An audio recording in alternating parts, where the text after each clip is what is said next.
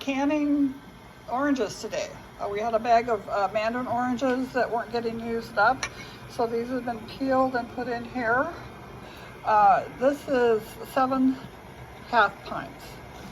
So this is about 3 pounds of oranges. If you want to do 7 pints, you need about 6 pounds of oranges. So basically probably 2 of the bags that you get at the grocery store.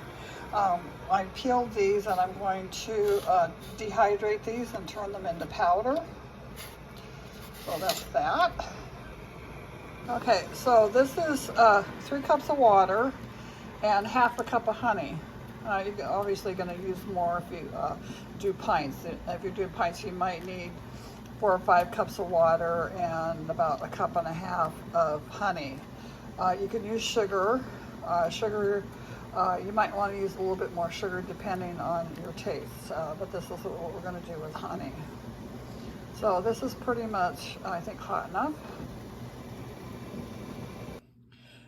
Okay, since my jars are not hot, they're room temperature, I don't want to shock my jars, so I let my honey water mixture cool off. I didn't want to pour this stuff in here straight out of a boil.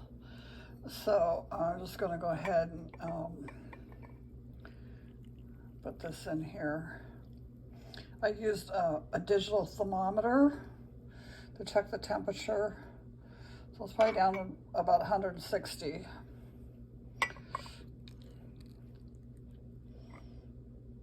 Okay, according to the canning directions, these need a 1/2 inch headspace. So,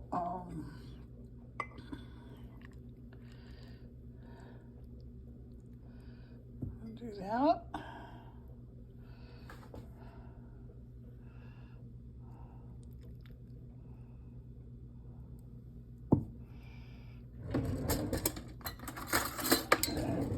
Always debubble your product. Make sure there's no air bubbles in there.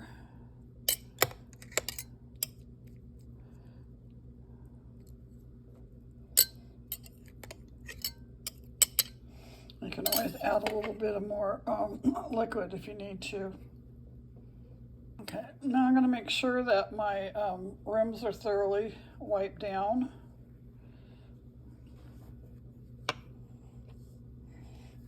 I know, and some people are going to say, why don't I use vinegar? I've never used vinegar. I think people that do that probably live where their water is really hard.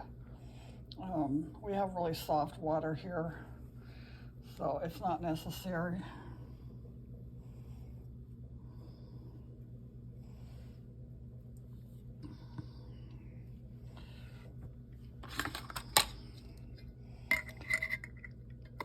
Put my lids on.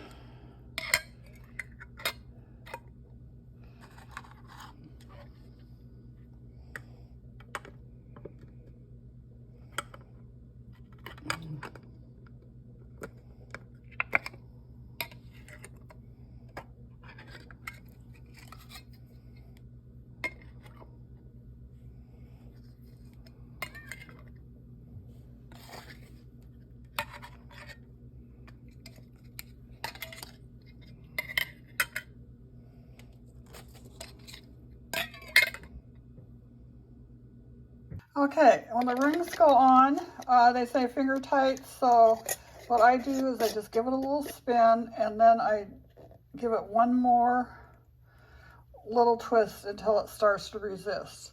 You get these on too tight, then you can have buckling. I've never had that, but so anyway, that's what that is doing there. So I've got 7 jars in my pot here. This is not my regular canner. I'm using this because the pints fit in this really nicely without having a big canner on my stove. Now I preheated this water to about 150 degrees. Like I said, you don't want a big difference between your jars and your canning water when you're starting out, because you don't want to shock your glasses and crack them. Like I said, I used hot syrup to put in these, so it warmed up the jars a little bit. So anyway, I'm going to go ahead and put the lid on here. I'm going to heat this up till it's a full rolling boil before I set my timer for 10 minutes. The jars need to be covered at least an inch, 2 inches if you have enough room in your pot. So everything needs to be completely covered with water.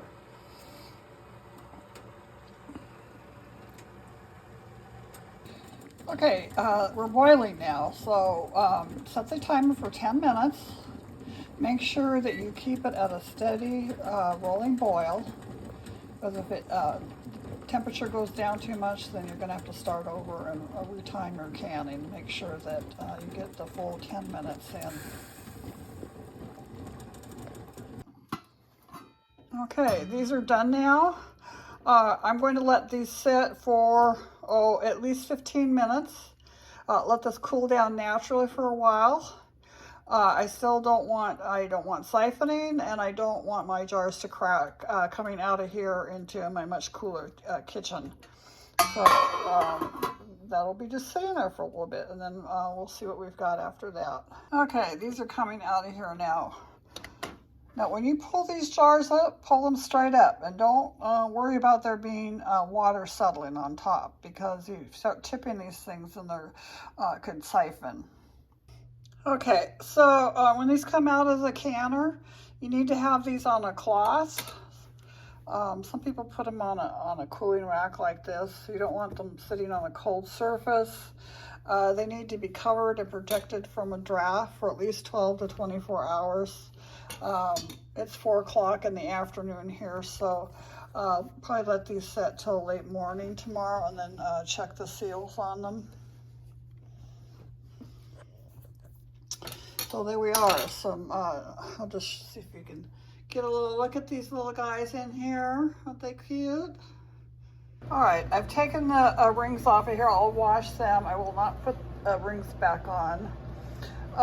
Now, as far as testing your seal, I always check around the edges. Now, with this brand, let me show you. You see, I don't know if you can see that. Anyway, there's a button in the middle. I'm pressing on it. If you're sealed but that button isn't down, I would say that that's not a good seal, that you need to either put it in the fridge or reprocess it. Now, these are some ball lids that I had from quite a while ago. There's a little bit of a button in there too. You can't see it on this, but I would say the same thing. Now, these are the lids that I've started using. So far, I've had really good luck with these. They seem to have a thicker, a wider rubber seal on here. Now with these, when they're sealed, this part here will go down. So that's a little bit different. And then that's this Superb brand. I've been having problems with some other brands, so I decided to try these. They sell these on Amazon also. You can find them probably through the Mennonites and Amish. So these will get washed with soap and water before I put them on the shelf, and then I'll date them and label them. So that's canned oranges. I think those look pretty good.